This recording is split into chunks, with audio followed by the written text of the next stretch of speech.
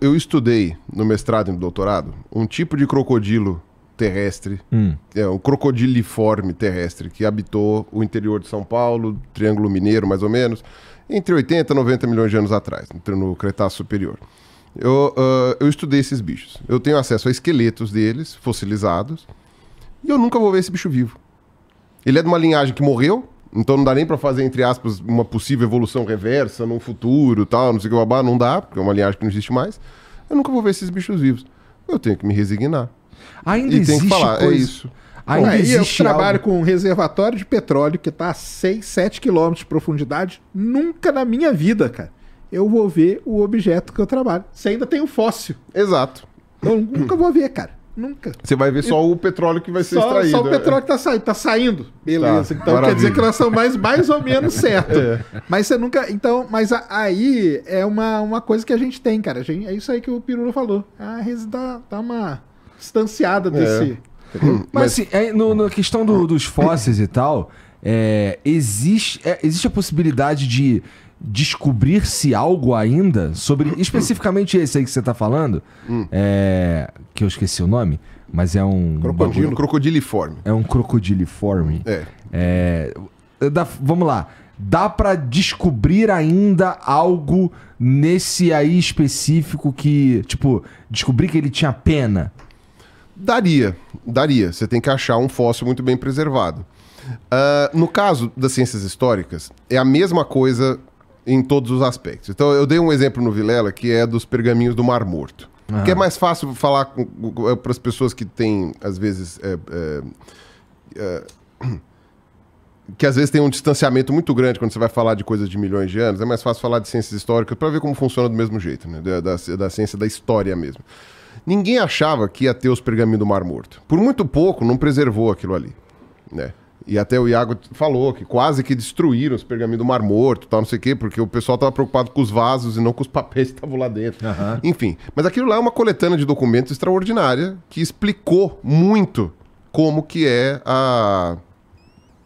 explicou muito como era a vida naquele momento, naqueles momentos, né? Porque são vários períodos ali de depósito lá de pergaminhos e tal. Então, antes de descobrir o pergaminho do Mar Morto, ninguém sabia que existia. Então, eram lacunas, eram dúvidas que existiam e, tipo, paciência, não tem como responder.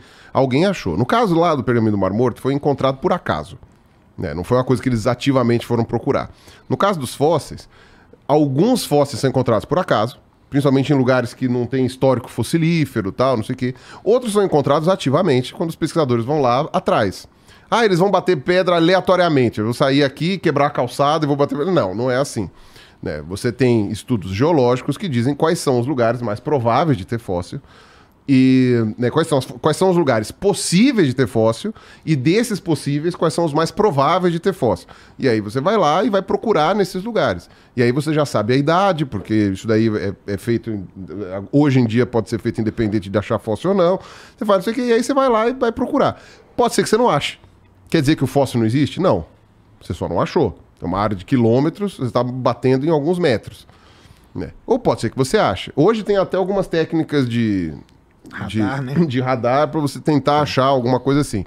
Hoje você tem drone, então tem uma área inacessível ali de um afloramento. Tem um drone que leva o radar já. Que eu posso até ver se tem... Então hoje você consegue fazer esses estudos, mas a princípio você não tem como ver tudo aquilo lá. Então, é uma ciência, as ciências históricas como um todo, são ciências que você tem como fazer os seus testes de hipótese, mas esses testes de hipótese não são experimentais. Você não chega num tubo de ensaio e gera o pergaminho do Mar Morto. Tá. Entendeu? Mas não quer dizer que esse teste seja impossível. Só que ele independe muitas vezes da vontade do pesquisador. Tem que achar, tem que ser encontrado. Então, o que o pesquisador pode fazer é procurar. E pode ser que só vá achar 80 anos depois. Então, por exemplo, tem histórias de pesquisadores que falaram, olha, a gente tem um animal fóssil de uma linhagem X na Europa e um animal fóssil da mesma linhagem na América do Sul. Então, como na época você tinha ali os continentes grudados, se a gente bater pedra numa rocha da mesma idade no norte da África, a gente provavelmente a gente vai achar o mesmo bicho ou um bicho intermediário entre os dois. Né? E tem casos de pessoas que foram lá para esses lugares lá, foi para Argélia, foi para o Marrocos, lá bateu pedra lá, puf, achamos. Por quê? Por lógica, predição. Puxa, provavelmente, se a ideia está certa, provavelmente batendo pedra no lugar tal, a gente vai achar. Só que foi uma sorte. Porque é uma área gigantesca, é um desertão, e você poderia bater pedra por 30 dias e não achar. Aqui do lado e você tá cavando aqui, né? Já tem caso que aconteceu com a gente. Que é interessante falar, é que muita gente acha que fóssil tá em todo lugar, que é a coisa mais fácil do mundo, né? Que não fosse assim, é dificílimo, cara. Existem, deve são precisar. sítios, são locais, é isso aí. Que são, porque nessa área científica aí, de geologia, de paleontologia, a gente tem um problema a mais, cara, que é assim fundamental. A Terra é um planeta vivo, cara. Então ela tá mudando. Tem coisa que já foi soterrada, tem coisa que foi erodida, tem coisa que foi metamorfizada e passou por outros processos. Às vezes ali poderia ter tido um fóssil. Tem coisas que estavam soterradas e foram expostas Exatamente. Depois. Então, esse é um outro... Porque essas outras áreas, por exemplo, a do pergaminho lá, não tem.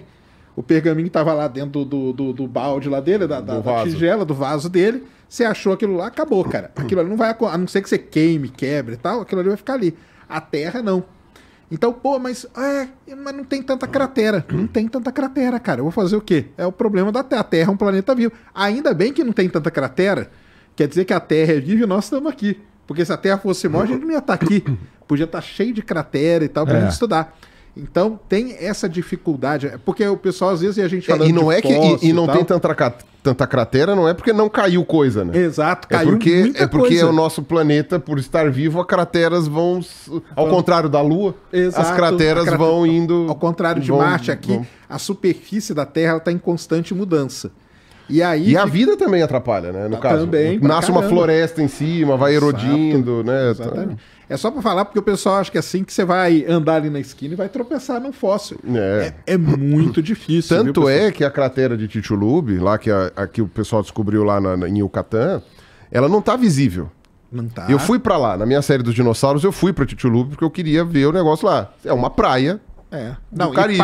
Do Caribe não, mas é né? do Caribe, né? Já tá ali, o mar, é o Golfo do México ali, né? Você tá lá, eu sentei lá, pedi um morrito lá, uma marguerita e fiquei lá sentado. Porque você olha, você não vê nada. Só que esse pessoal da Pemex, né, da empresa de petróleo mexicana, eles fizeram estudos de camadas. A cratera mesmo, ela tá enterrada a 1 quilômetro da superfície.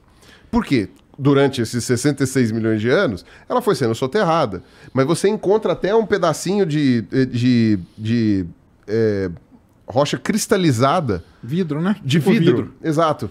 Por causa do calor que foi o impacto do meteoro, que gerou essas estruturas, né? Transforma o quartzo, né? A areia ali que é quartzo, o calor é tão intenso e tão... Então, forma vidro mesmo, né? Forma vidro. É uma das maneiras até de achar cratera é procurar esses vidrinhos aí. E aí você acha ela no formato do negócio. Tem uma evidência muito interessante, né? Que você tem as rochas calcárias, né? Que geralmente são as que formam cavernas, né? Porque elas são muito solúveis em água, né? Elas conseguem... A água percorrendo, né? Percola ali e vai dissolvendo. As rochas calcárias, muitas delas são de origem biótica, né? São micro-organismos, pequenos animais ou protozoários que tinham uma concha calcária que, sei lá, morreram numa quantidade gigantesca num oceano antigo, tal, não sei o que, formaram uma estrutura, mas nem todas elas têm essa origem, né? E aí o que acontece? Lá no México, na Península de Yucatán, você tem os cenotes, que são umas estruturas que são uns buracão assim no chão, e dentro você entra e tem um lago. E aí é um troço azul, é lindo, é uma coisa maravilhosa. Os maias eram lugares sagrados para os maias, era onde eles tiravam água para beber. Foi onde eles se esconderam dos espanhóis numa fase mais tensa lá entre eles. Foi uma coisa assim. Hoje é uma atração turística. Todo mundo quer ir em cenote. Tem cenote que o pessoal aluga para casar, faz casamento no cenote. É um troço lindo, é uma coisa incrível. E são basicamente rochas percoladas, né? Que vão formando, vai esburacando ao longo de milhões de anos. E formam aquelas piscinas naturais. Sempre tem água envolvida, então o cenote sempre tem água dentro. Eu visitei os cenotes quando fui para lá também para explicar isso daí. E tá tudo no meu canal, se você não viu, né? Assista o meu canal, veja lá, a série dos dinossauros, deu um trabalhão, custou uma grana. E aí, quando você... Então assistam, por favor, assistam. 16 episódios, 16, né? 16 episódios, 16 cara. episódios, legal pra caramba. Aquilo ali é legal pra caramba. Olha, me desculpa, eu sou uma pessoa com uma autoestima muito baixa, mas algumas coisas ficaram boas na minha vida. Tudo bem que eu tive a ajuda de umas 15 pessoas ali, mas não foi bom. Mas enfim, eu fui lá pro México e fui para um cenote, que era o que estava aberto no dia lá, porque tem umas filas enormes, tem que marcar, só abre nos dias da semana, tal. Ou então são lá na Casa do Chapéu. Mas você tem. O que acontece? Quando tava aquela ideia do cratere, o pessoal ainda não tinha certeza se a cratera era lá, ou então tava aquela dúvida. Os caras fizeram um mapa e plotaram os cenotes. Plotaram no mapa, assim. Onde estão os cenotes, tal, não sei o quê. E no miolo da cratera, tem acho que 2 cenotes. O resto tudo tá em volta. Você vê fazendo um desenho direitinho, o anel assim. da cratera, quase o perfeito, anel certinho da cratera, assim, com o centro em Chicxulub, assim, né? Puf, né? Que é um povoado lá, né? E aí você olha e fala, como isso? Né? Por quê? Porque quando caiu o asteroide... Todas as rochas calcárias foram empurradas para a borda. Foram empurradas para a borda. Então, ali era um terreno que tinha muita rocha calcária. O que estava embaixo foi esmagado e o resto foi empurrado para fora. Então, ao invés de você ter os cenotes espalhados tudo ali, quando caiu o asteroide ali, puf, empurrou para lá. E não só isso, aquelas rochas ficaram mais grossas, né, também, por causa desse empurramento. E aí é por isso que você tem uma concentração tão grande dessas perfurações, né, com água exatamente ali. Cara, você vai juntando uma evidência, junta outra, você fala, cara, pode até ser que seja um dragão na garagem, mas tudo leva a crer que é um asteroide. Você pode dizer que não é. Você pode dizer que isso daqui foi criado 5 minutos atrás e que puseram o vidro, puseram o cenote, puseram não sei o quê. Você pode falar isso. Mas, cara, olhando todas as evidências de uma maneira, sabe... como se fala? Para a realidade, olhando para a realidade, cara, o que parece mais lógico? Tipo, tá, ok, caiu um asteroide aqui... há 66 milhões de anos atrás, porque a gente tem essas datações. Inclusive, o pessoal que trabalha com extrapolação de petróleo tem que saber isso daí na ponta da língua, né? É aquela coisa que eu falei. Falei assim, o pessoal, os príncipes sauditas, que são muçulmanos, não sei o que lá, os caras podem ser criacionistas pra cacete. Né? O mundo tem 6 mil anos, o Corão, não sei o que lá. Na hora de perfurar petróleo não tem criacionista nenhum. Exatamente. Aí tem milhões, aí tem não sei o que, né? Porque 1 milhão de anos que gera $1 milhão, né? Então, tipo, você tem isso. Então, você faz essas medidas de milhões de anos, você faz o cálculo da datação da cratera, você tem essa camada de vidro, você tem todas as outras rochas que também sofreram metamorfose, porque você tem várias ali, você tem o círculo de cenotes, você tem todas essas evidências juntas. Você tem essa camada de irídio espalhada pelo planeta inteiro, toda ela concordante na sequência, né? Não é que tem uma camada de irídio aqui na América do Sul aqui, e lá na África ela tá em outro pedaço, e na Ásia... Não, elas estão sempre na mesma faixa, nível. No mesmo nível. Tipo, pra baixo tem dinossauro, pra cima não tem, sabe? Tipo, quer dizer, tirando ave... Hiato, né, de fóssil. Tirando ave, exatamente. Você vai fazendo isso, você junta todas as evidências. Aí você tem uma explicação que fala, cara, tudo leva a crer que caiu um asteroide aqui, ou Deus fez em 5 minutos. Você pode usar essa explicação. Pode ser verdade. Só que você tem algum motivo para usar essa explicação, e principalmente, essa explicação, do ponto de vista científico, ela é inválida. Ela não é só não científica, se você quiser colocar. Ela é inválida, porque você tem 0 motivos para achar isso aqui. Filosoficamente falando, você pode dizer, não, pode ser isso daqui. Assim como filosoficamente falando, você pode dizer que o mundo existe há 5 minutos atrás, foi criado há 5 minutos atrás, e as nossas memórias foram implantadas, não sei o quê. Filosoficamente falando, você fala. Do ponto de vista científico, se você para pensar nessas hipóteses esdrúxulas, acabou a ciência. Então, a ciência não serve para nada, então.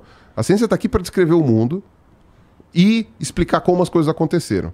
Você junta essas evidências, entendeu? Você pode dizer que quem matou a menina Isabela, você pode dizer que a menina Isabela se arremessou pela que quem matou ela, quem tacou ela da janela foi um cachorro da família, entendeu?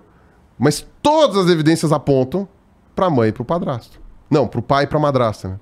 Todas as evidências. Você pode falar que não. Você pode falar que não. Tipo, imagina, que é isso? Ela aprendeu a voar, errou, tipo, puta, as asas foram embora, ela caiu no chão. Você pode falar isso. Mas, cara, não dá para você simplesmente chegar e pegar qualquer hipótese.